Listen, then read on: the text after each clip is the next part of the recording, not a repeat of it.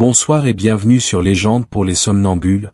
Ce soir, partons aux confins de l'ancien empire de Perse, là où les montagnes d'Alborz se perdent dans les nuages, un vent doré raconte encore l'histoire d'un oiseau immense.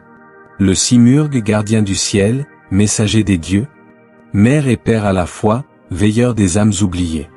On dit qu'un jour, au pied de sa montagne, un enfant aux cheveux d'argent fut abandonné par peur du destin. Mais le ciel, ce jour-là, refusa d'être témoin sans agir. L'oiseau descendit du royaume des vents, prit l'enfant sous son aile, et lui enseigna la sagesse que les hommes avaient oubliée. Ce soir, ferme les yeux. Laisse le vent des hautes terres effleurer ton front, et écoute battre le cœur du monde au rythme des ailes du Simurghe. Une légende d'Orient, où la tendresse défie le destin, et où la lumière choisit toujours de revenir vers la terre. La nuit s'étirait sur le palais comme une soie sombre brodée d'étoiles. Dans la cour intérieure, l'eau d'un bassin chuchotait contre la pierre, et des lanternes, veillées par des eunuques somnolents, jetaient sur les murs la danse lente de flammes fatiguées. Plus loin, au cœur des appartements, on retenait le souffle. La chambre embaumait la myrrhe et la menthe brûlée, des linges chauffaient près d'un brasier, une vieille matrone trempait ses mains dans un bol d'eau tiède. Et puis le cri clair, neuf, tranchant fendit la nuit comme une lame de lumière. Le nourrisson glissa dans les bras des femmes avec la douceur d'un secret remis au monde. On l'essuya, on le berça d'une voix basse, on posa un talisman d'onyx contre sa poitrine encore tremblante. Tout semblait suivre l'ordre ancien des naissances, la peur qui s'attarde, la joie qui monte, le silence qui revient. Jusqu'à ce que la lampe vacille, qu'un souffle traverse la pièce, et que la matrone, penchée sur l'enfant, retienne un sursaut. Sous ses doigts, la chevelure du nouveau-né brillait d'un blanc presque lunaire. « C'est un signe » murmura l'une. « Une bénédiction » hasarda l'autre, les yeux agrandis. Les chuchotements se firent plus lourds. Quelqu'un glissa vers la porte, quelqu'un d'autre invoqua discrètement le nom d'un prophète. Le chef des gardes, appelé d'un geste, revint avec un homme large d'épaules, barbe martelée d'or, la tunique raide des généraux, Sam, seigneur de Zabol, colonne de la Perse, celui dont la seule présence redressait la nuque des hommes. Il entra sans un mot, ses sandales fracassant à peine le tapis d'Arachosi. La torche derrière lui coula sur ses traits une lueur de cuivre. Il posa le regard sur le berceau improvisé. L'enfant, apaisé par la chaleur, ouvrit des yeux tranquilles, d'un noir profond où glissait déjà la rumeur du monde. Et Sam, qui avait tenu des remparts, rompu des sièges, traversé des déserts, se figea. « Non » dit-il. Un mot simple, posé, sans colère. Mais dans ce nom se tenait la peur nue des hommes élevés dans la logique des présages. Les poètes disaient que les dieux écrivaient parfois leur volonté dans la couleur des cheveux, des pierres, des cieux. Sam, forgé dans le fer et la règle, n'avait jamais cru au conte jusqu'à cette seconde où le mythe prit la forme d'un berceau. « Seigneur » tenta la matrone, la voix fraîche d'humilité. La lune était pleine, la nuit favorable, l'enfant respire bien, voyez. Sam fit un pas de plus. Le blanc l'éblouit non pour sa clarté, mais pour ce qu'il remuait en lui, la crainte d'un monde qui échappe, l'angoisse d'un avenir que l'on ne commande pas à la pointe d'une lance. Il pensa aux mages, à leurs calculs d'étoiles, il pensa aux rumeurs qui courent plus vite que les armées, il pensa au peuple qui guette des signes pour expliquer le désordre de sa fin. Un héritier aux cheveux de neige? Combien de portes se refermeraient? Combien de bouches murmureraient mauvais augure au passage de son fils? Il détourna les yeux, comme on se protège d'un soleil trop dur. Qu'était-ce cette naissance, dit-il bas. Qu'on garde le palais muet jusqu'à l'aube. La phrase tomba sur le sol et se brisa en 1000 éclats de silence. Les femmes ne bougèrent pas. L'enfant, lui, referma ses doigts sur le talisman d'onyx, comme s'il agrippait un rivage. Sam s'approcha de la fenêtre. Au dehors, la nuit respirait, immense. On devinait, très loin, la ligne obscure des montagnes, ces dos endormis que les caravanes apprivoisent mal. L'Alborz levait ses ombres telles des ailes repliées. Une brise venue de là apporta un parfum de neige et de pierre. Elle effleura la nuque du général, fit trembler la flamme, fit luire un instant la blancheur de l'enfant. Il avait rêvé d'un fils à son image, solide, allé, criant la vie avec insolence. Il se retrouvait devant un mystère. Et le mystère, pour ceux qui commandent, a la saveur amère de la faiblesse. La matrone, d'un geste sûr, reprit l'enfant contre elle, comme on recueille une chandelle menacée par le vent. Il n'est ni présage ni malédiction, Seigneur. Il est venu. Il est tout. Sam ne répondit pas. Il savait mener les hommes, pas les songes. Et déjà, l'idée serpentait, froide, logique. Un enfant que le peuple ne comprendrait pas risquait de tordre l'ordre fragile du royaume. Un commandant fait parfois ce qu'un père ne devrait jamais faire, et s'en convainc pour ne pas mourir de honte. Que le palais demeure clos, répéta-t-il. J'appellerai les sages. Au matin, nous déciderons.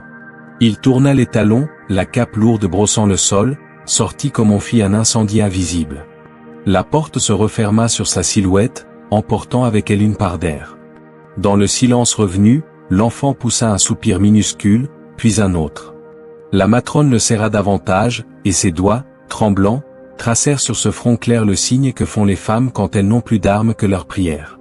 Une servante approcha, déposa contre le berceau une plume ramassée, disait-on, à la porte nord du palais, longue, irisée, couleur de bronze et d'or. On l'avait prise pour un talisman de marché. Elle semblait, ce soir-là, vibrer d'une chaleur douce, inexplicable. La nuit continua d'aller, lente. Au dehors, quelque part, un grand oiseau fit entendre un battement d'ailes si profond que la pierre elle-même parut l'écouter. La montagne, sous la lune, gardait son secret. Et, au cœur du palais, dans une chambre qui sentait la myrrhe et le lait chaud, un enfant aux cheveux blancs s'endormit, paisible, comme si la peur des hommes glissait sur lui sans pouvoir s'y accrocher. Demain, on invoquerait les sages, les signes, les règles. Demain, la décision tomberait comme un coup près de soi. Cette nuit, pourtant, le monde ne demandait rien. Il veillait. Le matin se leva sans couleur. Un jour de pierre, taillé dans le vent du nord. Le palais s'était figé dans une lumière d'acier, les courtisans parlaient bas, les serviteurs marchaient comme des ombres.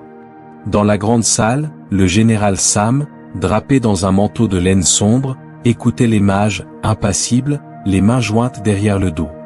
Les sages avaient tracé des cercles de poudre sur le sol, mêlé des cendres et du sel, observé les flammes comme on lit un visage. À chaque signe, ils s'étaient regardés, pâlis, tus. Puis, l'un d'eux, le plus âgé, avait murmuré d'une voix voilée. Le fils né sous la pleine lune blanche portera en lui la marque du ciel. Sa lumière n'est pas pour les hommes, Seigneur. S'il reste près de vous, votre lignée s'éteindra avant l'hiver. Un silence tomba sur la salle. Sam baissa la tête. Personne n'osa contredire le présage. La peur, cette bête invisible, s'insinua en lui comme un souffle froid. Il pensa à ses campagnes, aux armées qu'il avait commandées, il avait su braver la mort 1000 fois, mais non l'invisible. Et c'est l'invisible qui lui dicta sa décision. À midi, un char fut préparé. Pas d'apparat, pas de cortège, 2 soldats, une nourrice, un cheval gris. Le ciel s'était assombri, d'un bleu sans fond, et le vent soufflait du nord, rugueux et pur. Sam marcha en tête, le visage fermé. Dans ses bras, sous un tissu de lin, dormait l'enfant. Il ne criait pas, il respirait doucement, inconscient de ce qu'on lui volait, le nom, le père, la maison. Le chemin montait vers les contreforts de l'Alborz. Les arbres s'inclinaient sous la bourrasque, le sable battait les visages. Les pierres semblaient elles-mêmes écouter.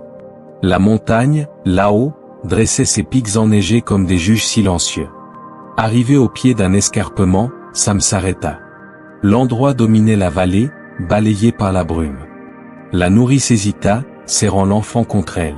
« Seigneur, laissez-moi le garder, au moins jusqu'à demain. » Il secoua la tête, sans la regarder. « Il appartient aux dieux, pas à nous. » Ces mots avaient la netteté des lames. Il prit le bébé, l'enveloppa dans une couverture épaisse, et le déposa sur un lit de mousse, entre 2 rochers. L'enfant gémit un instant, puis ouvrit les yeux. Des yeux sombres, profonds, sans peur. Le vent fit claquer la cape de Sam, comme un reproche. Il resta immobile quelques secondes, le regard fixé sur le petit corps, les poings crispés. Un instant, il crut voir une lumière glisser sur la peau blanche du nourrisson, un éclat fugitif, venu d'en haut. Mais il détourna les yeux. Il ne voulait pas savoir. Il fallait croire au présage pour se protéger d'eux. La nourrice pleurait. Sam monta à cheval sans un mot. Que personne ne parle de cette naissance, dit-il seulement. et il talonna sa monture. Le bruit des sabots s'éloigna, avalé par la montagne. Ne restèrent que le vent, la pierre et les pleurs étouffés du nourrisson. Les nuages s'amassèrent, lourds. Une ombre passa sur la vallée, suivie d'un silence plus vaste que le monde. La montagne, éternelle, ferma les yeux. Elle avait vu des rois naître et mourir, des temples bâtis puis engloutis, elle savait reconnaître l'instant où la destinée vient d'être renversée. Et quelque part, très haut, un battement d'ailes fenda le ciel. Large, lent, majestueux. Une silhouette d'or traversa la brume, tournoyant au-dessus des cimes enneigées.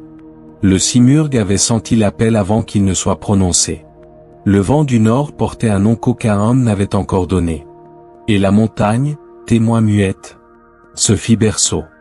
Le jour s'était retiré sans bruit, avalé par une brume lourde qui glissait sur les pentes de l'Alborz. Le ciel, couleur de plomb, se refermait sur la vallée. Entre les roches, l'enfant pleurait encore, sa voix fine perdue dans le vent. Chaque cri semblait se heurter aux parois de pierre et retomber sur lui, comme un écho fatigué. Il n'y avait plus ni bruit de sabots, ni trace d'homme. Seul le froid, et le souffle régulier de la montagne. Le vent tournait, sifflement pur et dur, et portait avec lui l'odeur de la neige. Au loin, le tonnerre gronda, d'abord faible, puis plus profond, plus lent, non celui de la pluie, mais celui d'un cœur ancien qui bat au-dessus des nuages. Les vautours s'étaient tus, les loups avaient reculé vers les bois. Un frisson parcourut les cimes. Quelque chose approchait. L'enfant cessa de pleurer un instant, comme s'il avait senti cette présence avant de la voir. Un silence étrange tomba.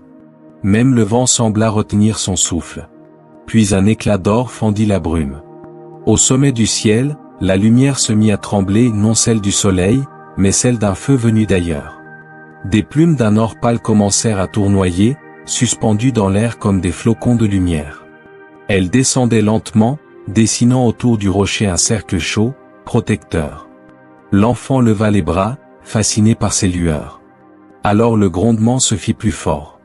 Un battement d'ailes traversa les nuages, si profond qu'il fit vibrer la montagne jusqu'à sa racine. Les pierres roulèrent, les branches ployèrent, la brume s'ouvrit en deux comme un rideau. Et du ciel, immense, descendit le simurgue. Son ombre recouvrit la vallée entière. Les sommets eux-mêmes semblèrent s'incliner. Son plumage, mêlé de cuivre et d'or, luisait d'une lumière qui n'appartenait ni au jour ni à la nuit. Ses yeux, vastes et calmes, contenaient le reflet des étoiles. Il plana un instant, majestueux, suspendu entre ciel et terre, puis abaissa lentement ses ailes. Sous lui, l'air vibrait, chargé d'une chaleur douce, presque humaine. Le vent froid fut chassé, remplacé par un souffle tiède et odorant, mélange de miel et de bois brûlé. Le simurgue posa une griffe géante près du rocher, sans un bruit. Les plumes de son cou frémissaient comme des flammes endormies. L'enfant, couché dans sa couverture, ne pleurait plus. Ses yeux, grands ouverts, reflétaient la créature qui se penchait sur lui. Le simurgue abaissa son bec, effleurant le front du nourrisson. Un éclat, discret, passa entre eux, une lumière dorée, brève, comme un fil d'âme partagé. Le géant ailé recula légèrement. Dans ses yeux se mêlaient la pitié et la reconnaissance. La montagne, témoin muette, paraissait respirer plus fort. Un fils rejeté, murmura le vent dans la langue des cieux. Mais pas perdu. Il étendit une aile autour du berceau, abritant l'enfant du froid. Sous la voûte de plumes, la nuit se fit tiède, presque dorée. Le nourrisson s'endormit, apaisé, son souffle minuscule épousant celui du grand oiseau. Alors, avec une précaution infinie, le simurgue saisit la couverture dans ses serres puissantes. Ses ailes se déployèrent de nouveau, soulevant autour de lui un tourbillon de lumière. La montagne trembla, la neige s'envola, et l'air se remplit du son du monde qui renaît. Dans un ultime grondement, il s'éleva. Son ombre glissa sur les pics, effleurant la neige, les roches, les arbres. Les loups levèrent la tête, fascinés. Le ciel, fendu par son vol, s'illumina d'une traînée d'or. Plus haut, toujours plus haut, il remonta vers son royaume caché dans les nuages. Et derrière lui, la vallée redevint silencieuse. Seul restait un duvet de plumes, posé sur la pierre, une trace minuscule, tiède encore, d'un miracle que nul homme ne verrait jamais. La montagne, paisible, ferma les yeux. Le vent du nord cessa de mordre. Et dans les hauteurs, entre les neiges éternelles, un nouveau berceau se mit à battre au rythme des ailes du simurghe. Les vents des hauteurs ne ressemblent à aucun autre souffle, ils sont anciens, pleins de mémoire, presque vivants. Là-haut, au-dessus des nuages, là où l'air se fait clair comme du cristal, le simurghe vola sans hâte. Ses ailes, immenses, coupaient la brume en 2 fleuves d'or, et chaque battement faisait vibrer les pics de l'alborz comme des cordes d'un instrument céleste. Dans ses serres, l'enfant dormait toujours, emmitouflé dans la laine. Ni le froid, ni le vent, ni la hauteur ne semblaient pouvoir l'atteindre. Le simurghe atteignit enfin son domaine, un plateau caché, invisible aux hommes, où la neige ne tenait pas. Là, entre 2 falaises, s'ouvrait un nid colossal, une spirale de branches, de pierres polies, de feuilles tressées, assez vaste pour contenir un temple. La lumière y était douce, filtrée par les nuages qui s'effilochaient comme des voiles. Une chaleur surnaturelle, issue du plumage de l'oiseau, enveloppait les lieux. L'oiseau se posa avec une lenteur solennelle. Les vents se calmèrent aussitôt, comme s'ils saluaient son retour. Dans le nid, 3 oisillons, couverts d'un duvet d'ambre, levèrent leur bec vers lui, piaillant d'une voix cristalline. L'oiseau fabuleux pencha la tête, les apaisa d'un murmure guttural, puis déposa le nourrisson humain au centre du cercle, parmi ses propres petits. L'enfant bougea, à peine. Sa peau reflétait la lumière d'une façon étrange, comme si la clarté elle-même l'avait choisi. Les jeunes simurgues, curieux, l'entourèrent. Ils effleurèrent du bout du bec ses mains, ses cheveux blancs. L'un d'eux poussa un cri d'étonnement, et tout le nid s'emplit d'un bruissement d'ailes non de peur, mais d'émerveillement. Le grand oiseau déploya alors ses ailes et les referma sur la scène, créant une voûte vivante. L'air devint chaud, feutré, baigné d'une lueur dorée. Le souffle du volatile profond et régulier, emplissait l'espace d'un rythme apaisant. Chaque plume vibrait doucement, comme si la montagne tout entière respirait à travers elle. L'enfant, entre les jeunes oiseaux, s'endormit sans un pleur. Le simurghe abaissa son bec, et de sa gorge s'échappa un chant lent, grave, qui ressemblait à une prière. Les anciens disent que ce n'est pas fait de notes, mais de sens, il ne se chante pas, il se comprend. Et cette nuit-là, ce chant disait: ce qui est rejeté par les hommes trouvera asile dans le ciel. Dehors, la tempête faisait rage. Les éclairs passaient au-dessus des nuées, sans jamais atteindre le nid. La montagne grondait sous le vent, mais le sommet restait intact, protégé par un silence si dense qu'il paraissait vivant. Le simurghe observa longtemps l'enfant endormi. Il ne comprenait pas pourquoi ce petit être, fragile et sans plume, éveillait en lui un instinct si ancien, si absolu. Il savait seulement qu'il devait veiller. Les hommes l'avaient rejeté, la montagne l'adoptait. Au fil des heures, les oisillons finirent par se blottir contre lui, partageant leur chaleur. L'oiseau replia lentement ses ailes, couvrant la couvée entière d'un manteau de lumière. La lune, curieuse, glissa son visage entre 2 nuages et s'attarda sur le nid doré. On raconte que cette nuit-là, l'alborz tout entière s'illumina d'un halo léger, visible jusqu'au village du pied de la montagne. Certains crurent voir une aurore, d'autres jurèrent qu'un dieu nouveau venait de naître. Mais nul ne sut qu'il s'agissait simplement d'un enfant endormi sous les ailes du monde. Au matin, le vent se leva de nouveau. Les nuages se dispersèrent, révélant un ciel clair et calme. Et là, tout en haut, le simurghe, gardien des cimes, veillait. Sa respiration confondue à celle de la montagne, il abritait désormais 2 espèces d'êtres. Ceux des cieux et celui des hommes. Le silence du ciel se fit maternel. Et la montagne, en ce jour-là, cessa d'être un mur entre les mondes. Elle devint berceau. L'hiver descendit sur l'alborz comme un voile de verre. Les vents, plus âpres, taillaient la montagne jusqu'à en faire gémir les pierres. Les torrents s'étaient figés, le monde s'était réduit à 2 couleurs, le blanc de la neige et l'or des plumes. Là-haut, dans le nid immense, le simurghe demeurait immobile, ailes largement déployées. Sous ce dôme de lumière, la tempête passait sans jamais pénétrer. Le vent rugissait tout autour, se heurtant à une frontière invisible, celle de la chaleur. Car ses plumes, plus fines que la soie et plus résistantes que le cuivre, diffusait une tiédeur constante, un souffle d'été en plein hiver. Le nid ressemblait à un sanctuaire. La neige s'y posait pour fondre aussitôt, laissant des perles d'eau courir le long des branches et geler plus loin, hors du cercle sacré. L'enfant, allongé dans une couche de mousse et de plumes, ouvrait les yeux sur ce monde suspendu, ciel, aile et feu doux. Son rire, à peine né, se confondait avec le bruissement du plumage. Le simurgue le contemplait sans impatience. Chaque jour, il rapportait dans son bec de petites offrandes, des baies rouges, des fleurs séchées, des herbes parfumées venues de vallées lointaines. L'enfant, curieux, touchait, goûtait, observait, apprenait. Quand le soleil se couchait, l'oiseau déployait ses ailes autour du berceau, et la lumière dorée se mêlait à la lueur des étoiles. Alors, tout le ciel semblait respirer au rythme du sommeil du petit. Les jours passèrent, puis les mois. Le nourrisson apprit à marcher entre les branches du nid, s'accrochant aux plumes comme à des cordes de lumière. Ses cheveux blancs scintillaient dans les reflets du soleil, ses yeux, sombres et calmes, portaient déjà la sagesse du lieu.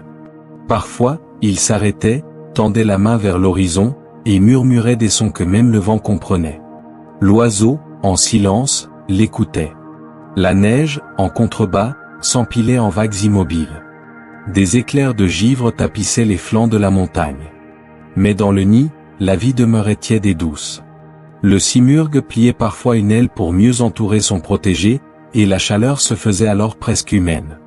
Une nuit, un orage d'hiver monta du fond des vallées. Les éclairs frappèrent les sommets, les vents hurlaient dans les crevasses.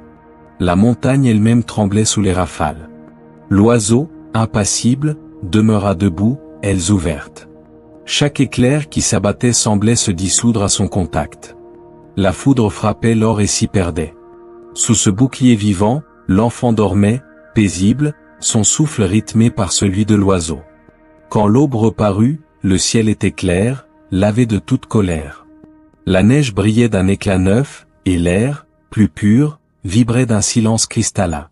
Le simurgue replia ses ailes lentement, et la chaleur demeura, comme si la montagne elle-même avait gardé ce feu secret. Le petit se réveilla, leva les bras vers la lumière et rit, un son pur, rond, comme une promesse. Le simurgue inclina la tête. Il sentit dans ce rire la force d'une lignée, la trace d'un avenir. Dans ses yeux d'or, une lueur nouvelle s'alluma, celle de la fierté. L'hiver pouvait bien s'éterniser. Sous ses plumes dorées, un printemps silencieux s'était déjà installé. Et, entre neige et lumière, entre ciel et tendresse, un enfant des hommes grandissait à l'abri d'un Dieu. Les années passèrent comme des saisons dans le même souffle. L'enfant qu'on avait abandonné au pied de la montagne n'était plus un nourrisson. Sous les ailes de son protecteur, il avait grandi en silence, bercé par la lumière et le vent. On l'appelait désormais Zal, nom donné par la montagne elle-même à un son venu du vent, doux et grave, qu'aucune langue humaine n'avait jamais porté. Le simurgue ne lui parlait pas comme on parle aux hommes.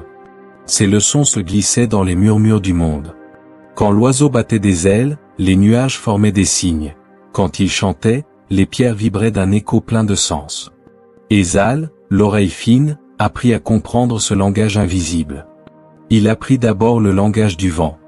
Celui qui annonce la neige avant qu'elle ne tombe, celui qui porte la rumeur des vallées, celui qui caresse ou qui prévient. Le simurgue lui montra que chaque souffle a un nom, et que le plus sage des hommes est celui qui écoute avant de répondre. Puis vint le langage des herbes. Les flancs de l'alborz, riches de plantes rares, offraient à qui savait les lire des remèdes et des songes. Le simurgue lui montra les tiges qui apaisent la fièvre, celles qui font dormir, celles qui ouvrent l'esprit. Zal les cueillait avec respect, murmurant des mots de gratitude, des mots appris non d'un maître, mais de la montagne. Enfin l'oiseau lui enseigna le langage des étoiles. La nuit, ils veillaient ensemble sur les hauteurs. Le ciel, vaste et clair, se déployait comme un livre sans fin. Zal traçait du doigt les constellations, répétant leurs noms anciens, Simak, Haftoran, Parviz. Chaque étoile lui parlait d'un mythe, d'une naissance, d'une mort, d'une leçon. Il apprit que les cieux ne dictent pas le destin, mais rappellent la mesure. Les jours s'étiraient, rythmés par le souffle du vent et le battement d'ailes du simurgue. Le jeune homme grandit sans autre miroir que l'eau claire d'un torrent, sans autre juge que le regard paisible de son protecteur. Ses cheveux restèrent blancs, plus éclatants encore sous le soleil des cimes. Mais ce qui effrayait jadis les hommes devint ici beauté, une lumière intérieure, une différence qui ne séparait plus, mais reliait. Le simurgue, fier, le voyait se transformer en être complet mi-terre, mi-ciel. Parfois, il se posait à ses côtés, et leur silence se répondait comme deux notes d'une même mélodie. Zal n'avait jamais connu la guerre, la jalousie ni le mensonge. Sa seule loi était celle du souffle et de la sagesse. Ne rien prendre sans donner, ne rien dire sans écouter, ne rien promettre sans croire. Une nuit, pourtant, alors qu'ils observaient les étoiles, Zal demanda : « Pourquoi m'as-tu gardé ? Je ne suis pas des tiens. » Le simurgue baissa la tête. Ses plumes frémirent doucement, et sa voix résonna dans le vent. « Parce que les dieux m'ont confié ce que les hommes ont refusé. Ce que l'on abandonne n'est jamais perdu, Zal. Il attend seulement d'être compris. » Le jeune homme ferma les yeux. Sous ses paupières, les constellations dansaient encore, et le vent lui apporta un mot qu'il ne connaissait pas, destin. Il le répéta à voix basse, sans en comprendre encore tout le poids. L'aube se leva sur l'alborz. Le simurgue déploya ses ailes, et la lumière s'y brisa en 1000 fragments dorés. Zal se leva à son tour, le visage tourné vers la vallée invisible. Quelque chose, là-bas, l'appelait. Un monde qu'il n'avait jamais vu, mais qu'il sentait battre dans son sang. Le simurgue observa ce regard nouveau. Il comprit que le temps du berceau s'achevait. La sagesse avait grandi, oui, mais la sagesse, un jour, doit redescendre vers les hommes pour prouver qu'elle existe. Et la montagne, en silence, sembla acquiescer. Ce matin-là, la montagne s'éveilla sous un ciel limpide. Le vent, d'ordinaire joueur, s'était fait discret. Le simurgue sommeillait, elle refermée, sa tête d'or posée sur ses plumes. Zal, lui, s'était levé avant l'aube. Quelque chose, dans l'air, l'avait tiré de son sommeil, un frémissement différent, une vibration au fond du silence. Il gravit les roches au-dessus du nid, là où le monde devient presque transparent. De là-haut, l'alborz s'étendait à perte de vue, ses sommets coupés de lumière, ses vallées noyées sous la brume. Jamais il n'était allé si loin du regard. Jusqu'ici, il n'avait connu que le royaume des nuées, les orages dorés, le parfum du vent. Mais ce jour-là, l'horizon avait une couleur nouvelle, celle de la terre. Sous la ligne blanche des neiges éternelles, il aperçut des taches mouvantes des hommes. De minuscules silhouettes cheminant entre les pierres, accompagnées de bêtes de charge. Leurs torches traçaient une route de feu vacillant à travers la vallée. Ils parlaient fort, leur voix montait en écho jusqu'à lui, pareille à des prières égarées. Zal resta immobile, fasciné. C'étaient donc eux les hommes dont le simurgue lui parlait parfois. Des créatures de chair et de bruit, capables de bâtir et de détruire, de prier et de trahir. Un peuple de promesses inachevées. Le jeune homme sentit battre son cœur plus fort.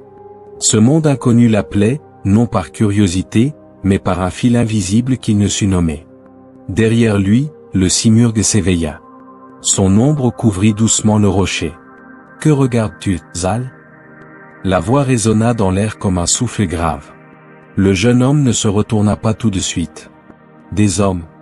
Ils traversent la vallée. Et que vois-tu en eux ? Je ne sais pas, mais ils me ressemblent. » L'oiseau demeura silencieux un long moment. Ses yeux d'ambre fixaient la même direction. Puis il répondit, doucement. « Oui. Tu es des leurs. Mais tu n'es plus seulement cela. » Le vent se leva, soulevant autour d'eux des nuages de poussière dorée. Zal inspira profondément. Il sentit la rudesse du froid, la brûlure du soleil, la morsure du désir, celui de descendre. Il voulait parler, toucher, comprendre. Le monde d'en bas n'était plus un mythe, c'était une promesse. Le simurgue plia ses ailes et se posa près de lui. Les hommes oublient vite, Zal. Ils bâtissent des temples pour les dieux et les détruisent quand le vent change. Ils craignent ce qu'ils ne comprennent pas, et ils comprennent rarement ce qu'ils aiment. Zal écoutait, le regard fixé sur la vallée. Et pourtant, je veux les voir. Tu veux voir, ou être vu ? La question le frappa en plein cœur.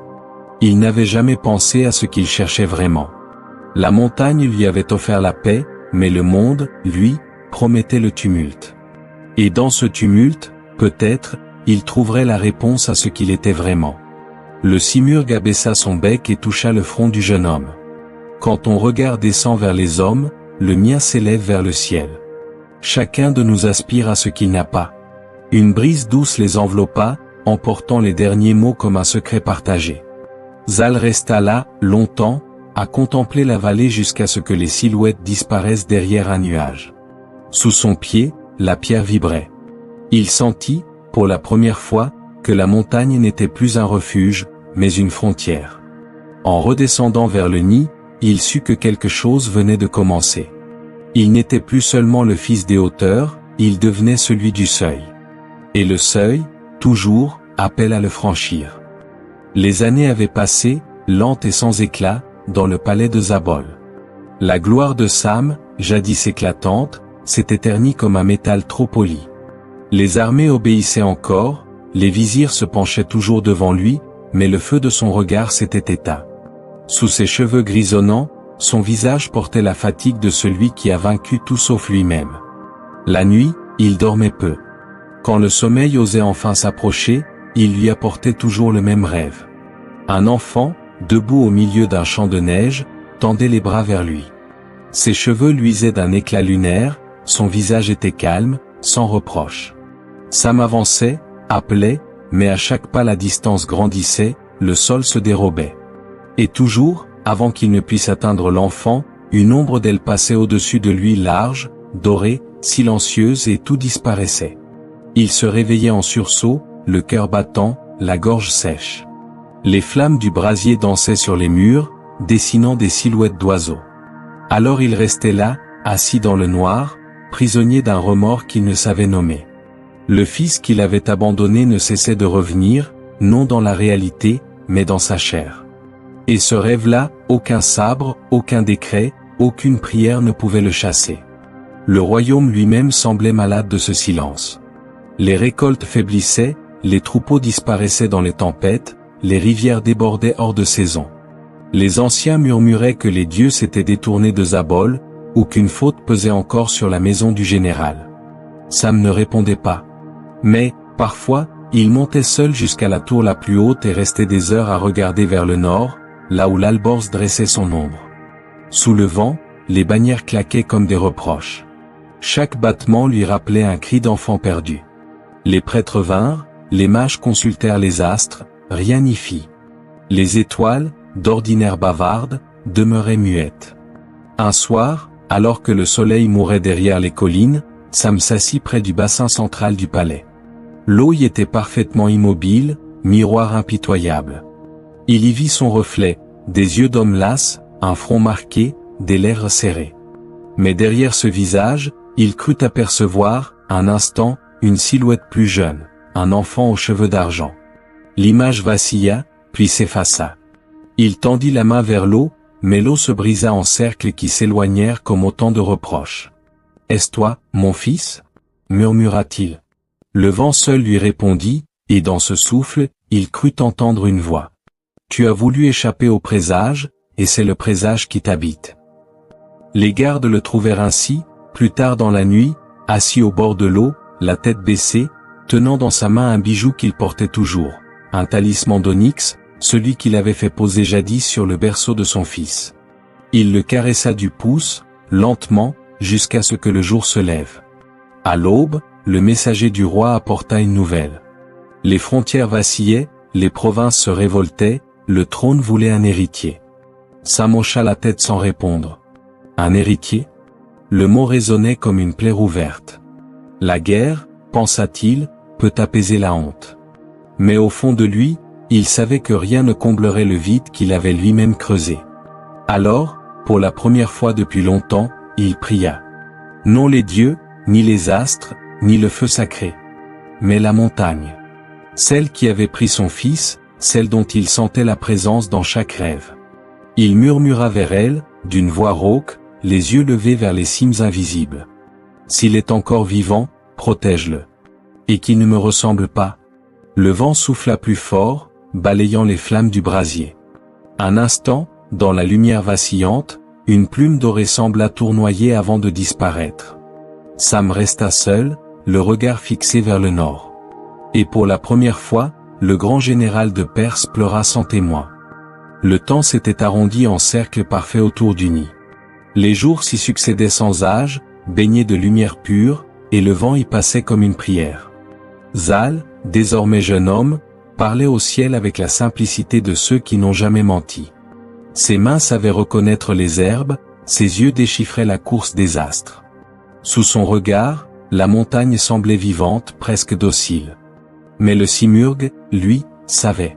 Depuis quelques lunes déjà, une inquiétude lente avait pris racine dans son cœur d'oiseau. Les hommes d'en bas commençaient à apparaître dans le regard de Zal. Ses silences s'allongeaient, son corps se tournait vers la vallée, ses rêves devenaient humains. Chaque fois qu'il parlait du vent ou des étoiles, il ajoutait, presque malgré lui. Là-bas, en bas, que disent-ils, eux? Le simurgue avait entendu cette question avant lui. Elle était le signe. Le moment approchait. Ce soir-là, les nuages s'amassaient sur l'Alborz. Le soleil couchant brûlait les cimes d'une lumière rouge, et le vent chantait d'une voix de faim. Le grand oiseau posa son regard d'or sur le jeune homme, debout à la lisière du nid. Zal contemplait la vallée, les mains croisées dans le dos, son manteau de laine soulevé par la brise. Le simurgue s'approcha sans bruit. « Tu regardes encore les hommes ?»« Oui. Ils me manquent, même sans les connaître. Ce manque est ton appel. » Le simurgue plia lentement ses ailes, comme pour retenir la lumière. « Tu n'appartiens pas au ciel, Zal. Le monde des hommes t'attend. » Le jeune homme se retourna, surpris. « M'attend? Moi? Oui. Les dieux déposent parfois une graine sur la montagne pour que le vent la ramène au sol. Tu es cette graine. » Zal resta silencieux, le souffle court. L'idée de quitter l'Alborz lui paraissait impensable. Ici, il avait tout appris, tout aimé. L'air, la paix, la voix du simurgue. Et pourtant, une chaleur nouvelle battait dans sa poitrine, semblable à une douleur douce. « Si je pars, qui veillera sur toi ?» demanda-t-il. Le vent veille sur ce qu'il aime, même quand il s'en va. Le simurgue se détourna, leva la tête vers le ciel. Ses yeux reflétaient la lumière des dernières étoiles. Il savait ce que partir signifiait, déchirer le lien, briser le cercle parfait du nid. Pour un dieu, céder à l'amour, c'est déjà tomber.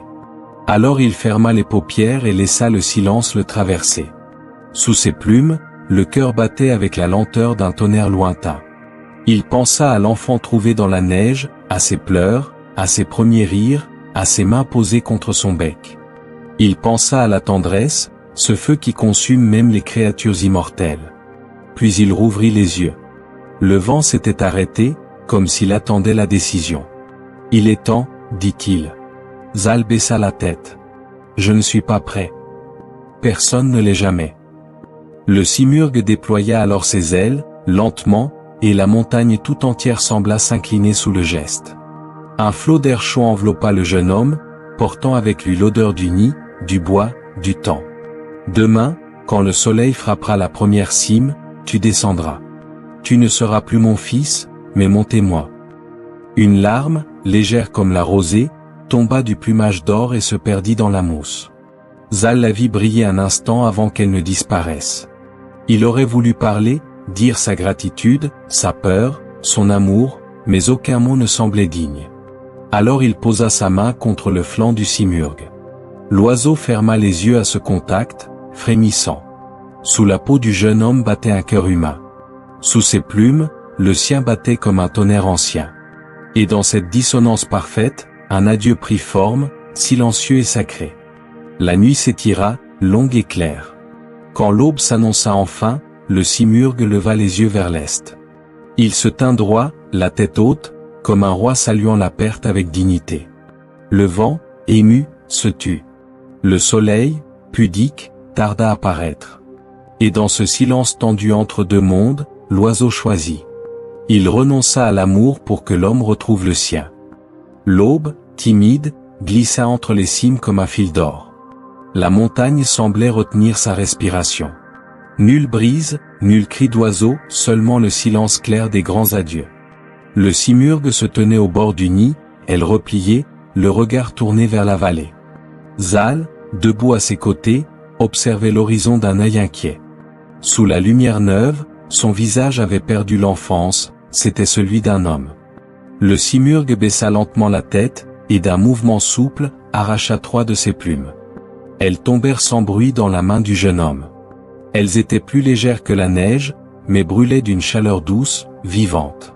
Chacune d'elles irradiait un éclat différent, l'une dorée comme le soleil, l'autre cuivrée comme le crépuscule, la dernière d'un blanc pur, couleur de lune. Ces plumes sont le lien, dit l'oiseau.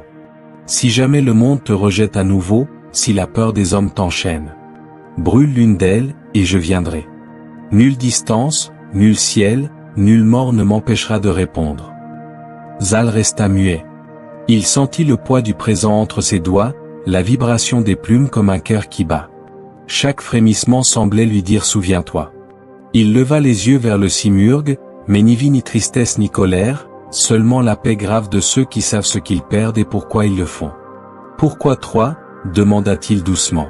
« Une pour le danger, une pour la détresse, et une pour l'amour. Ne les brûle qu'avec la main du cœur, Zal, car chacune d'elles t'arrachera un souvenir. » Le vent s'éleva soudain, tournant autour d'eux dans une spirale lumineuse. Les rayons du soleil s'y mêlèrent, éclatant en 1000 éclairs dorés. L'air vibra d'un murmure, celui de la montagne elle-même, qui pleurait de lumière. Les rochers, les arbres, même la neige semblaient s'incliner. Car un Dieu offrait une part de lui à un homme et cela, le monde le sent toujours.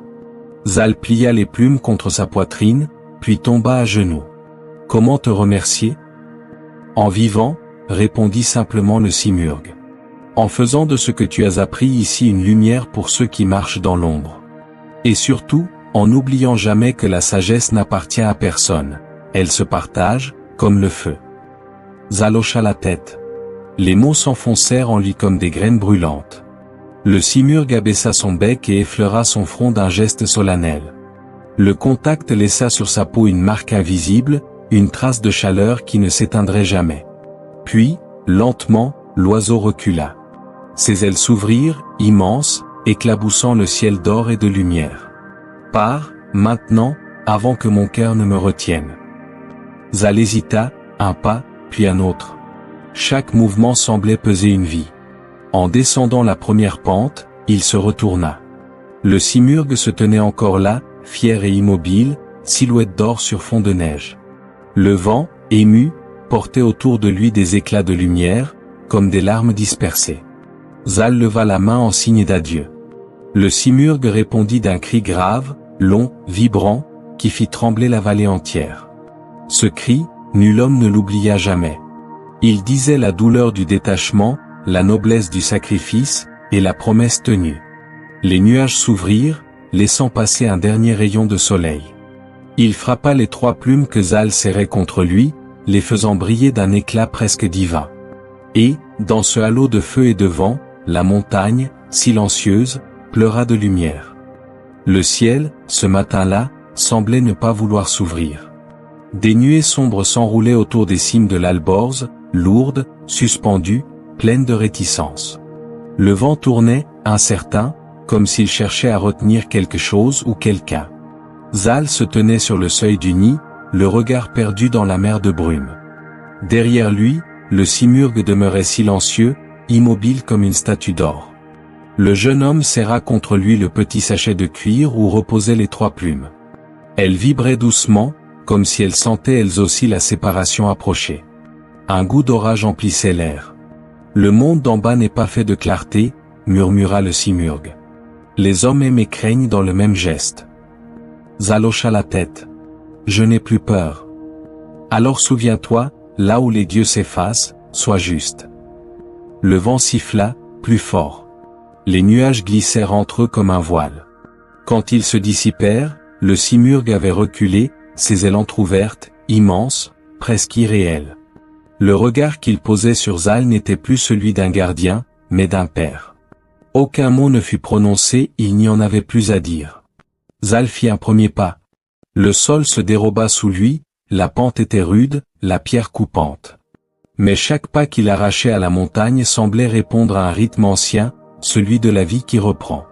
Il descendait du monde des dieux vers celui des hommes, et le ciel, derrière lui, pleurait en silence. La neige lui fouettait le visage, le vent lui griffait la peau. Ses mains, nues, saignaient à force de s'accrocher aux roches. Il sentit le froid pénétrer ses os, ce froid qu'aucune aile désormais ne viendrait apaiser. Mais il ne s'arrêta pas. Chaque douleur était une preuve d'existence, chaque pas un serment. À mi-chemin, la tempête se leva brève, violente, comme un dernier cri du ciel. Les éclairs illuminaient les crêtes, et les coups de tonnerre roulaient dans les gorges profondes. Zal leva la tête, cherchant dans la nuée le battement d'ailes qu'il connaissait. Rien. Seule la pluie, lourde et chaude, tomba sur lui comme une bénédiction. Quand la foudre frappa un rocher voisin, il s'abrita sous une arche naturelle, haletant. Le tonnerre, là-haut, ne lui faisait plus peur. Il avait entendu la voix du simurgue, le reste n'était que bruit. Au fil des heures, la pente se fit plus douce. Le gris des pierres céda place à l'ocre de la terre. Les herbes reparurent, fragiles et vertes, caressant ses chevilles nues. L'air, plus lourd, sentait le bois et la sève. Zal s'arrêta un instant, ferma les yeux. Il venait de quitter le royaume des dieux et pourtant, il sentait encore la chaleur des ailes sur ses épaules. À la lisière des nuages, le soleil perça enfin. La lumière tomba sur la vallée, dorée, paisible, vaste. Le vent, redevenu doux, caressa son visage comme une main familière. Il sut alors que la montagne ne le rejetait pas, elle le laissait partir. Il fit encore quelques pas, puis se retourna. Là-haut, très haut, une ombre d'or flottait dans le ciel, ou peut-être n'était-ce qu'un éclat de lumière. Il leva la main, un geste simple, instinctif. Un souffle chaud descendit sur lui, rapide, discret, comme une réponse. Le simurgue, depuis son nid invisible, observait la descente. Son cœur battait au rythme de celui du jeune homme. Il n'avait plus d'enfant sous ses ailes, mais le monde avait désormais un fils du vent. Alors la montagne soupira. Et la pluie, cessant enfin, fit place à une clarté nouvelle. Celle d'un départ accepté. Le vent du sud soufflait chaud sur les plaines de Zabol, soulevant la poussière et les odeurs de cuir et de feu. Les saisons avaient tourné depuis longtemps, et la gloire de Sam n'était plus qu'un manteau lourd qu'il portait par habitude. Ses guerriers l'accompagnaient encore, mais leur chant était plus rauque, leurs yeux plus fatigués. La guerre, jadis claire et droite, s'était changée en survie. Ce matin-là, alors qu'il chevauchait seul devant ses hommes, une silhouette attira son regard. Un jeune homme marchait sur la route, les pieds nus, les cheveux d'un argent pur qui brillaient au soleil. Il avançait d'un pas tranquille, portant sur l'épaule un simple sac de cuir. Autour de lui, les oiseaux volaient bas, suivant sa trace comme un cortège silencieux. Sam ralentit son cheval. Les murmures s'élevèrent derrière lui. Un mage? Un esprit des montagnes? Le général ne répondit pas. Il descendit de selle et s'approcha à pied, sa main posée sur le pommeau de son épée non par menace, mais par réflexe. Quand ils furent face à face, le jeune homme s'inclina légèrement. Son regard était calme, presque doux, sans peur. Ses traits avaient la beauté étrange de ceux qui ont vu le ciel de trop près. « Voyageur, d'où viens-tu » demanda Sam. « De là où l'air est plus pur que la parole des hommes » répondit l'inconnu. Le général fronça les sourcils. Cette voix, quelque chose en lui chancela. Elle portait une musique qu'il connaissait sans savoir pourquoi. Une tonalité, un souffle, une innocence, le souvenir d'un cri d'enfant mêlé au vent du nord. « Ton nom » ? « Zal » répondit le jeune homme. Le silence tomba d'un coup. Zal. Un nom qu'il n'avait plus prononcé depuis des années. Un nom qu'il avait tenté d'enterrer sous les batailles et la honte. Sam recula d'un pas. Son souffle se fit court. Devant lui, les traits du jeune homme semblaient soudain familiers. La courbe du menton, la lueur dans le regard, cette droiture dans la posture la sienne. Mais ses cheveux blancs, ses yeux calmes, pouvaient-ils appartenir à un être humain ? Qui t'a donné ce nom ? Demanda-t-il d'une voix rauque. La montagne. Et celui qui m'a appris à ne pas haïr. Sam sentit un poids remonter dans sa poitrine, lourd et brûlant. Il voulut parler, se justifier, dire qu'il avait eu peur, qu'il croyait bien faire, qu'il ne savait pas. Mais les mots moururent avant d'atteindre sa bouche. Les hommes derrière lui observaient, muets, incapables de comprendre ce qui se jouait là. Zal, lui, n'accusa rien.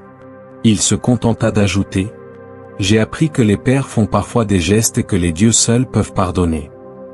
Sam chancela. Il aurait préféré la colère. La douceur du jeune homme était plus tranchante qu'une épée. Il baissa les yeux, honteux, puis tomba à genoux, le front contre la poussière. Si les dieux t'ont rendu la vie, dit-il d'une voix brisée, qu'ils me rendent la force d'affronter mon propre cœur. Zal s'approcha. Il posa une main sur l'épaule du vieil homme, avec une simplicité qui brisa le silence. À ce contact, une chaleur monta du sol, une chaleur venue d'ailleurs, familière. Le simurgh. Invisible, mais présent. Un souffle d'air passa entre eux, doux comme une caresse. Sam releva lentement la tête. Il vit son fils tel qu'il était devenu, ni ange, ni prodige, mais un homme né du feu et du pardon. Il comprit alors que les dieux n'avaient pas voulu le punir, ils avaient voulu lui enseigner la mesure. « Pardonne-moi, murmura-t-il. Ce n'est pas à moi de juger, répondit Zal. Mais à nous de réparer. Les guerriers, derrière eux, baissèrent les armes. Le vent, jusque-là sec et brûlant, apporta une fraîcheur inattendue, comme un signe de réconciliation. Et sur la route, entre père et fils, la poussière se souleva, dessinant l'espace d'un instant l'ombre d'une aile dorée. La montagne, là-bas, veillait. Et pour la première fois depuis bien des années, Sam leva les yeux vers elle sans honte. La nuit était tombée sur Zabol, claire et sans lune. Un feu brûlait lentement dans la cour intérieure du palais, jetant sur les colonnes d'ombre mouvantes. Sam et Zal s'y tenaient face à face, seuls, à l'écart des soldats et des murmures. Leurs silhouettes se découpaient dans la lumière tremblante comme deux époques qui se mesurent. Le silence entre eux pesait plus que n'importe quelle parole. Le père observait le fils comme on contemple un rêve revenu du fond du temps, trop réel pour être cru, trop juste pour être nié. Zal, droit, calme, ne détournait pas les yeux. Dans la flamme, ses cheveux d'argent prenaient la couleur du feu, il semblait fait de chair et de lumière. « Pourquoi es-tu revenu ?» finit par demander Sam. Sa voix était basse, cassée. « Parce que je n'avais plus rien à fuir, » répondit Zal. Le général hocha lentement la tête, sans trouver quoi dire. Il y avait dans cette phrase une vérité qu'il n'osait toucher, celle de l'homme qui, toute sa vie, avait fui son propre regard. Il voulut parler, justifier l'injustifiable, la peur, la superstition, la solitude des chefs, mais aucun mot ne vint. Zal s'approcha d'un pas. « J'ai appris que la peur des dieux ne protège pas les hommes, » dit-il doucement. « Les hommes ont besoin de croire qu'elle les protège, » répondit Sam. « Et toi, père ? Tu y crois encore ?» Le mot père résonna comme un choc. Sam recula d'un demi-pas, le souffle coupé. Depuis des années, ce mot n'avait été prononcé ni par d'autres ni par lui-même. Il lui sembla qu'on venait d'ouvrir une porte dans son cœur, et que la lumière entrait brutalement. « Non, » murmura-t-il. « Alors il est temps de croire à autre chose. » Zal tendit la main. Sam hésita. Son regard glissa vers le sol, puis vers la montagne, visible à l'horizon, dressée comme un témoin. Il se souvint du froid, du berceau abandonné, du vent. Chaque image revenait, précise, tranchante. Il tomba à genoux. « Je t'ai rejeté à cause d'un signe, » dit-il d'une voix rauque. « Et ce signe t'a ramené vers moi, » répondit Zal. Le silence s'installa à nouveau, mais ce n'était plus celui de la honte, c'était celui du pardon qui cherche à naître. Sam leva lentement les yeux. Dans le regard de son fils, il ne vit ni reproche, ni colère, mais une clarté tranquille. Il comprit que le jugement avait déjà eu lieu et qu'il venait d'en être absous. Alors, avec un geste incertain, il prit la main de Zal. Leurs doigts se refermèrent, rugueux contre lisse, le fer contre la lumière. L'air changea. Une chaleur douce les enveloppa, pareille à un souffle d'aile. Le feu vacilla, et dans la flamme, un éclat d'or traversa le ciel. Zal leva les yeux, au-dessus du palais, une ombre immense planait, majestueuse, silencieuse. Le simurgh. Il ne descendit pas, il n'en eut pas besoin. Sa présence seule suffisait. L'oiseau savait que les hommes, parfois, trouvent leur propre ciel sans l'aide des dieux. Sam se releva lentement. Ses genoux tremblaient, mais son regard était clair, lavé. Il posa une main sur l'épaule de son fils. Le geste, simple, avait la force d'un serment. Plus rien ne restait du général, ni du mythe, seulement un homme et son enfant, réunis dans le même souffle. Le vent se leva doucement. Les flammes s'inclinèrent, comme pour saluer l'instant. Et, dans le ciel, le simurgue décrivit un dernier cercle avant de disparaître derrière les nuages. Zal et Sam demeurèrent là, immobiles, jusqu'à ce que la nuit se referme sur eux. La honte était devenue prière. Et l'étreinte, promesse. Au loin, la montagne scintillait d'un éclat léger, presque imperceptible. Comme si le ciel lui-même, pour un instant, avait approuvé. Les années s'écoulèrent comme des rivières tranquilles. Sous le ciel de Zabol, la paix était revenue. Les champs refleurissaient, les champs reprenaient, et les soldats, devenus laboureurs, apprenaient à manier la charrue comme autrefois l'épée. Sam avait retrouvé son honneur, non par la guerre, mais par la réconciliation. Et Zal, son fils revenu de la montagne, marchait désormais à ses côtés, porteur d'une sérénité que nul homme n'avait jamais vue. Les anciens disaient qu'il y avait dans son regard quelque chose du ciel, une lueur douce, une patience d'étoile. On venait de loin pour l'entendre parler. On disait qu'il savait lire les vents, guérir les malades, et comprendre le langage des animaux. Mais lui restait humble, vivant entre palais et nature, entre le monde des hommes et celui que la montagne lui avait confié. Un matin, des mages venus de l'Est arrivèrent à Zabol. Ils portaient des robes constellées de symboles, des bâtons ornés d'améthyste et de cuivre.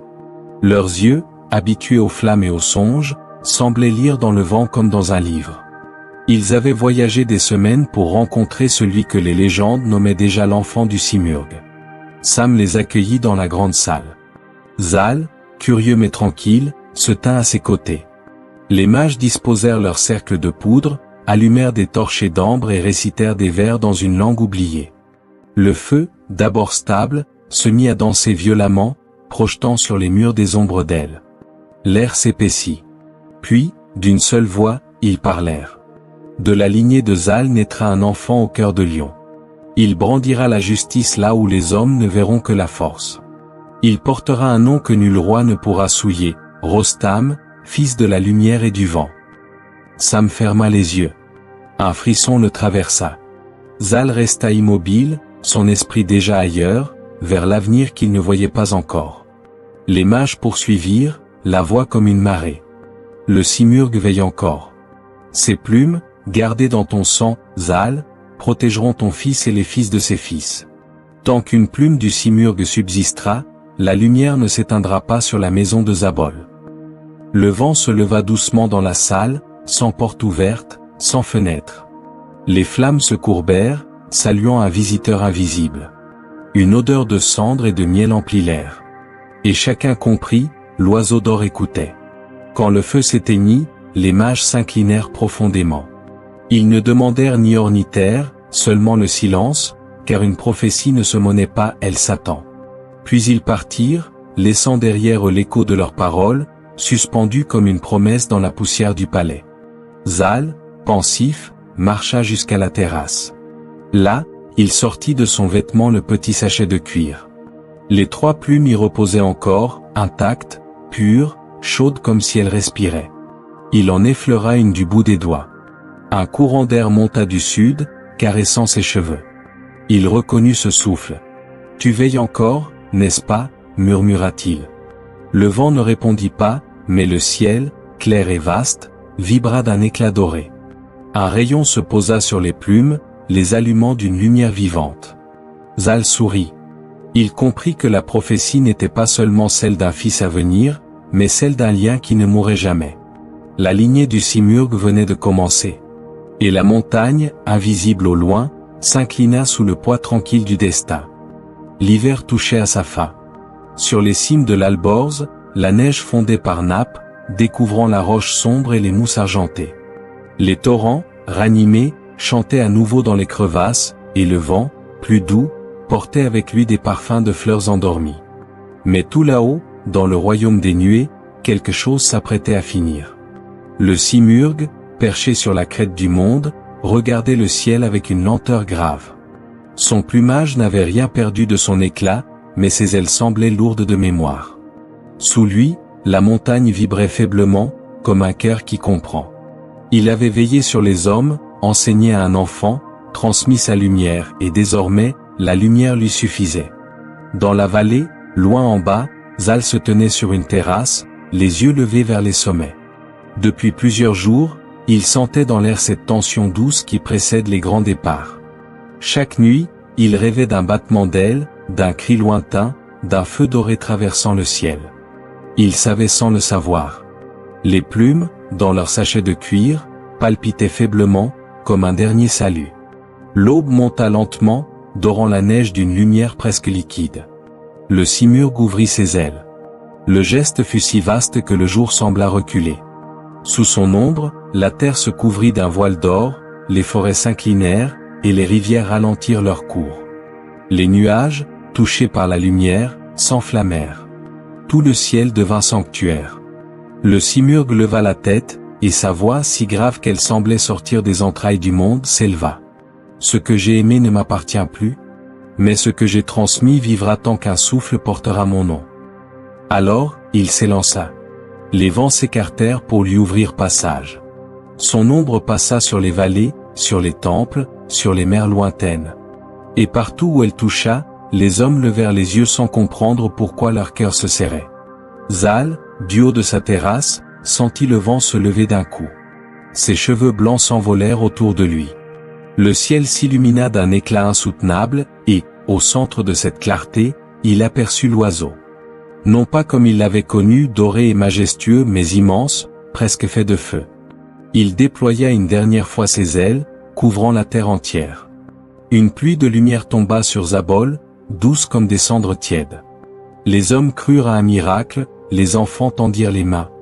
Et Zal, les yeux fermés, murmura. « Va, Père du ciel. Le monde te porte déjà. » Le simurghe s'éleva encore, perçant les dernières brumes. Son corps se dissout lentement dans la lumière du matin, comme si le soleil, en se levant, l'avait appelé à lui. Là où il disparut, un rayon demeura suspendu, puis retomba doucement, effleurant la terre. Quand le vent se calma, il ne resta plus rien qu'une seule plume d'or, tournoyant lentement dans l'air avant de se poser sur la neige. Zal descendit, la trouva au bord du torrent, intacte, tiède. Il la prit entre ses doigts, et une chaleur familière lui monta au cœur. Il sut alors que le simurghe n'était pas mort, qu'il s'était simplement fondu dans le monde, dans le feu des étoiles, dans la respiration du vent, dans le souffle de chaque homme qui choisirait la vérité plutôt que la peur. Au sommet de l'Alborz, la montagne se tut. Et dans ce silence sacré, le ciel tout entier sembla incliner la tête. Il ne restait plus qu'une plume, fine, dorée, souvenir d'un amour plus vaste que le monde.